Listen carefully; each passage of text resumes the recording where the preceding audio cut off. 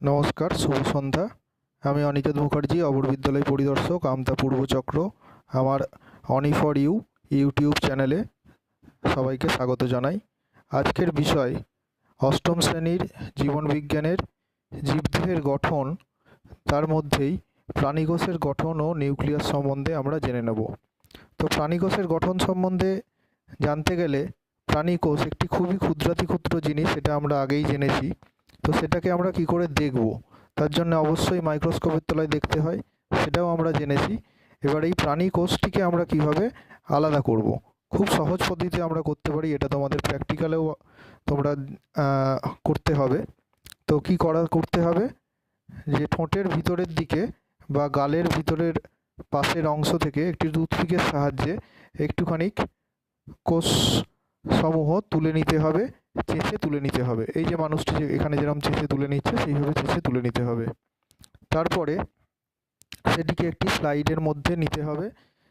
এবার methylene blue নামক একটি রঞ্জক দিতে হবে।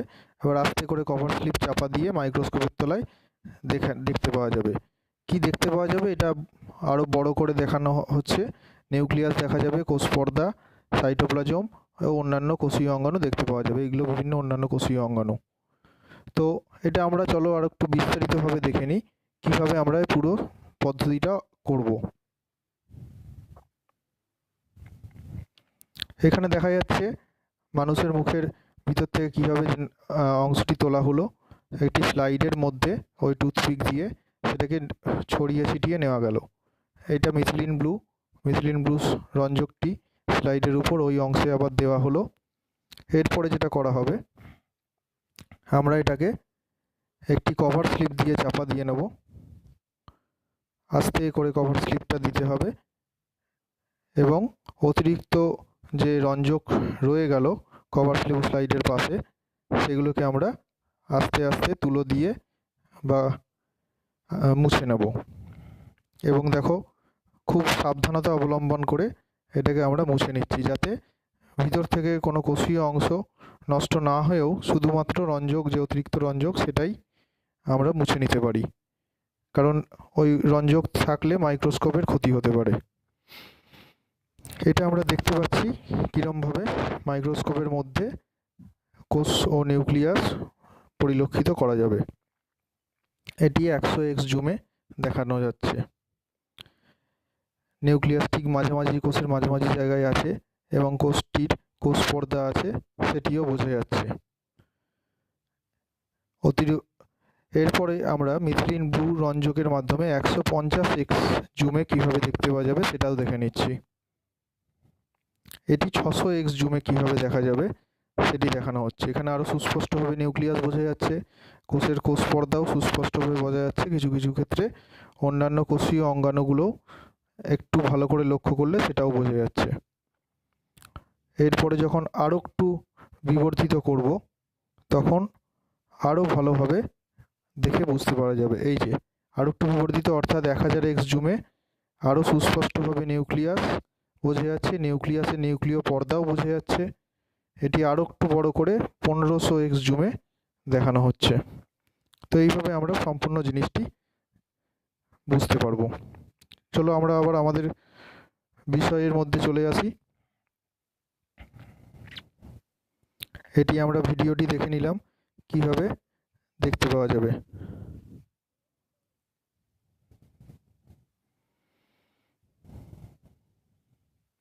তো একটি কোষের মধ্যে কী কী জিনিস দেখতে পাওয়া যায়, এটি কোষের একটি ত্রিমাত্রিক চিত্র দেখানো হয়েছে। ত্রিমাত্রিক চিত্র অর্থাৎ দেখো, একটি তরমুজ কাটলে যেরকম তার ফালিটি বেরিয়ে আসে এবং সম্পূর্ণ তরমুজটা এরকমভাবে বুঝতে পারা যায়, একটি ছোট কোষকেও ঠিক এরকমভাবে ত্রিমাত্রিক চিত্র দেখানো হচ্ছে, যেখানে সমস্ত কিছু তার মধ্যেকার জিনিসগুলো দেখানো যাচ্ছে।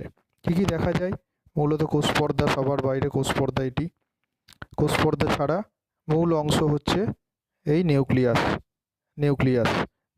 এছাড়া অন্যান্য কোষীয় অঙ্গাণু তোমরা দেখতে পাচ্ছ, বিভিন্ন কোষীয় অঙ্গাণু এখানে দেখা যাচ্ছে। এইগুলি হচ্ছে বিভিন্ন কোষীয় অঙ্গাণু। সেগুলি কোথায় থাকে না, এইগুলো হচ্ছে সেই সাইটোপ্লাজম বা একটা তরল ধাত্রের মধ্যে আমরা এই সমস্ত কোষীয় অঙ্গাণুকে দেখতে পাই।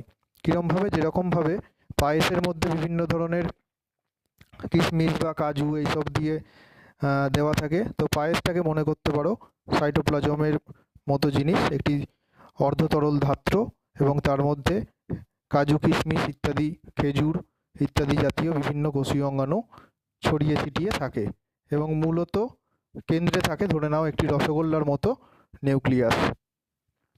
এই যে একটি রসগোল্লার মতো নিউক্লিয়াস। তো আমরা এগুলো সম্বন্ধে বিস্তারিতভাবে জেনে নেব। তো কি থাকে? তো কোষের বাইরে সবার উপরেই থাকছে হচ্ছে কি না কোষ পর্দা, যেটি হচ্ছে একটি পাতলা পর্দা। এই পাতলা পর্দাটি কে বলা হচ্ছে কোষ পর্দা বা প্লাজমা পর্দা। এটি কোষকে একটি নির্দিষ্ট আকৃতি দিচ্ছে। এটি হচ্ছে ছিদ্রযুক্ত। এছাড়া এটি কি করে না, অন্যান্য কোষ থেকেও একটা পর্দা, যেহেতু অবশ্যই যেমন একটি ঘর থেকে আরেকটি ঘরকে পর্দা আলাদা করে রাখে, তেমনি একটি কোষ থেকে আরেকটি কোষকেও কোষ পর্দা আলাদা করে রাখে। এছাড়া ছিদ্র থাকার জন্য কি হয় না, ছিদ্র থাকার জন্য কোষের ভেতরে ও বাইরে জল, অন্যান্য খনিজ পদার্থ এইসব জিনিস আদান প্রদান হতে পারে। এছাড়া কি করে না, এটি যেহেতু নির্দিষ্ট কিছু কিছু জিনিস আদান প্রদান করছে, তাহলে এটা সম্পূর্ণরূপে ভেদ্য নয়, ও নির্দিষ্ট কিছু কিছু জিনিসই আদান প্রদান করতে পারে। এছাড়া কি করে, কোষের মধ্যেকার বিভিন্ন কোষীয় অঙ্গাণু তৈরিতেও, যেমন এন্ডোপ্লাজমিক রেটিকুলাম বা জালিকা, গলগি বডি, নিউক্লিয়াসের পর্দা, অন্যান্য কোষীয় অঙ্গাণু গঠনেও সাহায্য করে। তো আমরা কোষ পর্দাটাকে একটু ভালো করে দেখে নিই কীরকম দেখতে হয়।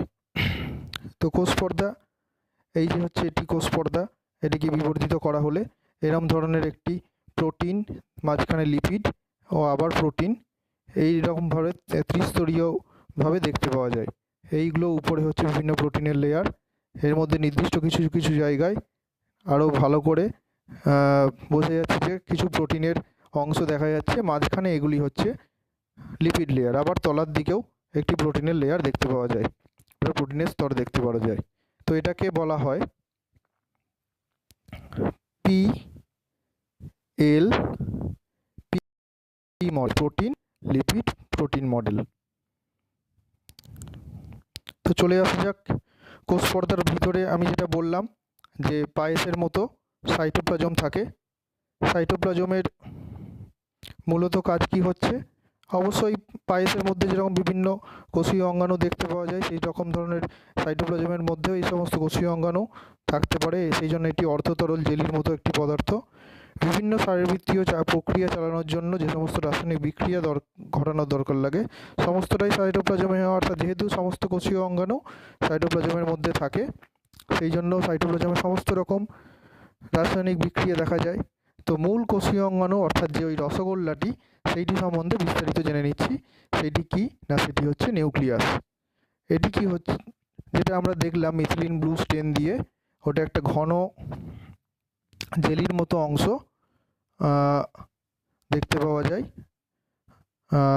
ঘন গোলাকার একটি বস্তু দেখতে পাওয়া যায়, যেটি হচ্ছে কোষের ভেতরে বিভিন্ন ধরনের ঘটনা নিয়ন্ত্রণ করে। এটি নিউক্লিয়াসের মধ্যেও, যেরকম কোষের মধ্যে কোষ পর্দা, তেমনি নিউক্লিয়াসের মধ্যেও নিউক্লিয় পর্দা থাকে। এছাড়া নিউক্লিয় প্লাজম, এখানেও সাইটোপ্লাজমের মতো আরও ঘনকাকার নিউক্লিয় প্লাজম নামক তরল থাকে। যেমন সাইটোপ্লাজম, যেরকম ওই মিথিলিন ব্লু স্টেন দিয়ে দেখা গেল খুবই ঘন একটি নীল অংশ দেখা যাচ্ছিল, সেটি হচ্ছে নিউক্লিয় প্লাজম। যেহেতু আর একটু ঘন, সেখানে আর একটু বেশিভাবে সেটি রঞ্জিত হয়েছে, সেজন্য অতিরিক্ত নীল রঙের যে অংশ সেটি দেখা যায়। এছাড়া নিউক্লিয়াসের ভিতর একটি সূক্ষ্ম জালকাকার অংশ দেখতে পাওয়া যায়, যেগুলো সুতোর মতো হয়। সেই সুতোর মতো গঠনটি যেহেতু খুবই ছোট জায়গা, একে অপরকে পেঁচিয়ে রেখেছে। এটি হলো আসল জীবনী শক্তি আমাদের, অর্থাৎ ডিএনএ। এই ডিএনএ কি না, ডিএনএ হচ্ছে এক বিশাল বড়, আমরা পরবর্তীতে বিস্তারিত দেখব, এটি বিশাল বড় সূক্ষ্ম জলাকার গঠন, যেটা কিন্তু একটি জৈব অণু, যা নিউক্লিয়াসের মধ্যে বিভিন্ন রকমভাবে থাকতে পারে। এখানে যেটা দেখতে পাচ্ছ যে এদিক ওদিক ছড়িয়ে ছিটিয়ে থাকা সুতোর মতো অংশ, নির্দিষ্ট সময়ে এটি আবার গুটিয়ে গিয়ে ঘনকাকার ক্রোমোজোম তৈরি করে। তো এগুলো আমরা দেখে নিচ্ছি কীভাবে থাকে। এই যে এটি হচ্ছে নিউক্লিয়াস, এই যে ঘন ক্রোমোজোম যেটা বলা হচ্ছিল, এইভাবে ক্রোমোজোমগুলো তৈরি হয়। এইগুলো হচ্ছে ক্রোমোজোম, এইভাবে ক্রোমোজোমগুলো তৈরি হয়। এটি নিউক্লিয়াসের মধ্যেকার অংশ। নির্দিষ্ট সময়ে ক্রোমোজোম তৈরি হয়। নিউক্লিয়াসের মধ্যেও এরকম কি থাকে, আর একটি ঘন অংশ থাকে নিউক্লিওলাস। এছাড়া থাকে নিউক্লিয় পর্দা, যেটা যেরকম কোষ পর্দার মতো নিউক্লিয় পর্দা। নিউক্লিয় পর্দাও হচ্ছে ছোট ছোট ফুটোযুক্ত হয়, যেটাকে বলা হয় নিউক্লিয় ছিদ্র। এছাড়া ক্রোমোজোম থাকে বা ক্রোমাটিন জালিকা থাকে।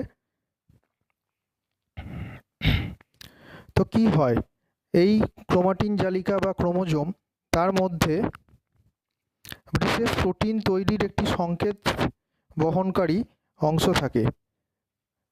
লম্বা যে সুতোর মতো অংশ, তার মধ্যে ধরে নাও সুতোটাকে কিছু কিছু একটু একটু করে কেটে নিলে যে সুতোর কাটা কাটা অংশগুলো যেগুলো পাওয়া যাচ্ছে, সেগুলো একটি নির্দিষ্টভাবে যদি কাটা হয়, সেগুলো একটি নির্দিষ্ট সংকেত বহন করে, যেটিকে বলা হয় জিন। এই জিনই কিন্তু আমাদের বংশগত বৈশিষ্ট্য, কেউ কালো, কেউ ফর্সা, কেউ লম্বা, কেউ বেঁটে, এই ধরনের বৈশিষ্ট্য, বিভিন্ন বৈশিষ্ট্য তৈরি করতে সাহায্য করে। তো এই জিনিসটিকেই বলা হয় জিন। এছাড়া নিউক্লিয়াসের মধ্যে ঘন গোলাকার যে জিনিসটি দেখানো হলো, আরও ঘন গোলাকার, যেটি হচ্ছে নিউক্লিওলাস, যেখান থেকে কি হয় না, রাইবোজোম তৈরি হয়। এবার এটা হচ্ছে আদর্শ প্রাণীকোষের নিউক্লিয়াস দেখানো হলো। সব জায়গাতেই কি নিউক্লিয়াস একই রকম থাকে? মূলত সব জায়গাতে নিউক্লিয়াস একই রকম থাকলেও কিছু কিছু ব্যাকটেরিয়া, নিরাভুল ও সবুজ শৈলেবাল বা আদি যে সমস্ত কোষ, তাদের কিন্তু ওরকম উন্নত নিউক্লিয় পর্দা ঘেরা গঠন থাকে না। সেখানে শুধুমাত্র নিউক্লিয়ার জালিকাই থাকে। এই ধরনের কোষকে বলা হয় প্রোক্যারিওটিক কোষ। অর্থাৎ প্রো মানে আদি, ক্যারিওটিক মানে নিউক্লিয়াস, ক্যারিওট মানে নিউক্লিয়াস, সেই দিয়ে হচ্ছে প্রোক্যারিওটিক কোষ। এছাড়া বাকি সমস্ত উন্নত নিউক্লিয়াস যুক্ত কোষকে বলা হয় ইউক্যারিওটিক কোষ। দেখে নিই আমরা। এই যে এটি হচ্ছে ইউক্যারিওটিক কোষ। ইউক্যারিওটিক কোষের মধ্যে নিউক্লিয়াসের মধ্যে এই যে ডিএনএ, যে সুতোর মতো অংশ ছড়িয়ে ছিটিয়ে থাকছে, সেটা কিন্তু একটা পর্দা ঘেরা, নিউক্লিয় পর্দা ঘেরা জায়গায় থাকছে। কিন্তু প্রোক্যারিওটিক কোষে কি হচ্ছে, এই ডিএনএটাই ছড়িয়ে ছিটিয়ে আছে। অর্থাৎ এটা কিন্তু কোনো পর্দা ঘেরা অংশের মধ্যে থাকে না। এবার ডিএনএ কীরকম ধরনের হয় দেখো, এইখানে দেখানো হচ্ছে ক্রোমোজোম ঘন সন্নিবিষ্ট হয়ে আছে। এটা আর একটু বিবর্ধিতভাবে দেখানো হচ্ছে ক্রোমোজোম। এই ক্রোমোজোমের মধ্যে এই নির্দিষ্ট অংশে ক্রোমোজোমটা জুড়ে থাকে। এই ক্রোমোজোম যখন আর একটু খুলে নেওয়া হবে, আর একটু যদি জটটাকে ছাড়ানো হয়, তাহলে কীভাবে দেখতে পাওয়া যাবে, কী অবস্থাটা, সেটা দেখানো হচ্ছে। এই যে জট ছাড়ানো হয়েছে, দেখা যায় এই ধরনের গোলাকার পুঁথির মতো এক ধরনের জিনিস নিয়ে আরেকটি সুতো সেই পুঁথিকে যেন জড়িয়ে আছে, সেইভাবে কিন্তু থাকে। এই পুঁথির মতো জিনিসগুলোকে বলা হয় হিস্টোন প্রোটিন। এছাড়া বাকি যে সুতোর মতো অংশটা, সেটাকে যদি আরও একটু ছড়ানো হয়, তাহলে চলে আসে এই জিনিসগুলো, যে সুন্দরভাবে পেঁচিয়ে আছে, এই অংশটিকে বলা হয় ডিএনএ। এবং ডিএনএর মাঝখানে যেগুলো এই যে ছোট ছোট অংশগুলো দেখা যাচ্ছে মইয়ের মতো, সেগুলো হচ্ছে ডিএনএর বন্ধন। এটা পরে তোমরা বিস্তারিতভাবে জানতে পারবে। এবার যেটা বলা হচ্ছিল, যে ক্রোমোজোমের মধ্যে যদি ছাড়িয়ে নেওয়া হয় যে সুতোর নির্দিষ্ট অংশ, সেই নির্দিষ্ট অংশ একটি বৈশিষ্ট্য বহন করতে পারে, সেই অংশটিকেই বলা হয় জিন। কিভাবে বৈশিষ্ট্য বহন হয় সেটা আমরা দেখে নিচ্ছি। এই যে জিন, এটা একটা পুরো সম্পূর্ণ জিন। সেখান থেকে আরএনএ তৈরি হয়, আরএনএ থেকে আস্তে আস্তে অ্যামাইনো অ্যাসিড আরোবার ঘন সন্নিবিষ্ট হয়ে একটি প্রোটিন তৈরি করে। এই প্রোটিনই কিন্তু আমাদের বিভিন্ন বৈশিষ্ট্য গঠনে সাহায্য করে। তো একটি নির্দিষ্ট অংশ জিন, সেখান থেকেই কিন্তু এই প্রোটিনটি তৈরি হয়। তো এই আমাদের হচ্ছে নিউক্লিয়াস সম্বন্ধে গঠন আমরা জেনে নিলাম। আশা করি তোমরা সমস্তটাই ভালো করে বুঝতে পেরেছো। এটা কি বারবার প্র্যাকটিস করো, আরও ভালো করে ছবিগুলিকে দেখে আশা করি তোমরা বুঝতে পেরেছো। আজকে এই বলেই, নিউক্লিয়াস সম্বন্ধে তোমরা বিস্তারিত জানলে, এই বলেই আজকের ভিডিও এখানে শেষ করছি। সবাই ভালো থেকো, ধন্যবাদ।